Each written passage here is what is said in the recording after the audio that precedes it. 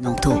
L'écho avec vous, Christian Menanto. Donc l'Algérie qui connaît une série inédite de manifestations et on en parle de plus en plus pour ce pays de risque vénézuélien. Oui, absolument. Alors, vu d'ici, la situation de ces deux pays est en effet dramatiquement semblable. Vous avez à la base deux territoires qui sont gorgés de richesses pétrolières et où les systèmes politiques sont clientélistes, voire claniques, et ils ont pris le pas sur les intérêts à long terme du pays. Alors, très concrètement, ce sont deux pays qui vivent de la rente au détriment des investissements. Les économistes appellent ça la malédiction hollandaise, qui met une nation à la merci de ses matières premières. Alors, bien sûr, c'est très confortable à court terme, notamment pour les dirigeants, mais c'est explosif sur la durée. Regardez, jusqu'en 2014, le prix du baril à $110 permettait bien sûr à ce pays de rendre supportable cette gestion. Aujourd'hui, à $50 le baril, eh bien même les dépenses de base de l'État ne sont plus couvertes et encore moins, bien sûr, les besoins d'une population qui est très jeune et sans perspective de travail. Est-ce qu'on peut parler d'impasse, Christian, pour ce pays qui est très riche ?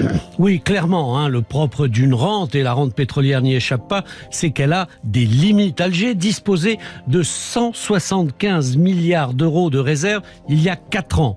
Cette année, il n'y a plus que 62 milliards d'euros de réserves et ce matelas va encore fondre de moitié d'ici 2 ans. Cela signifie tout simplement que la politique d'assistanat qui contient plus ou moins les revendications de la population, eh bien, ne sera même plus finançable à cette date. C'est donc un schéma terrible qui se dessine. Le pays qui importe quasiment tout de l'étranger va devoir violemment se restreindre. Les Algériens qui, eux, ont des économies, ne disposent d'aucune facilité puisque leur argent n'est pas convertible et leur banque nationale n'a pas beaucoup de facilité pour emprunter sur les marchés internationaux, sauf à se jeter dans les bras de la Chine qui bien sûr n'attend que cela. Vous voyez, les dirigeants algériens ont péché par facilité, ils n'ont jamais favorisé l'investissement, leurs structures industrielles sont très peu actives et le secteur privé est à 90% composé de micro-entreprises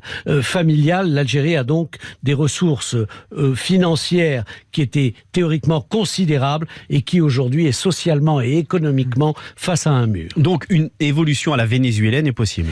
Les scénarios politiques sont bien sûr très différents, mais dans les deux cas, les pistes de sortie sont absolument identiques. Il va falloir totalement réorienter les richesses vers l'investissement économique, agricole, éducatif, favoriser les énergies locales, c'est-à-dire notamment la jeunesse, et puis conserver les élites pour bâtir, qui fuient actuellement ce pays, pour bâtir les structures qui pourraient libérer le pays de sa dépendance exclusive au pétrole. Il faut donc que les rentiers laissent les commandes à des bâtisseurs. C'est une physionomie qu'on ne voit pas se dessiner dans la pré-présidentielle à Alger actuellement. Donc tout cela n'incline pas à un optimisme forcené.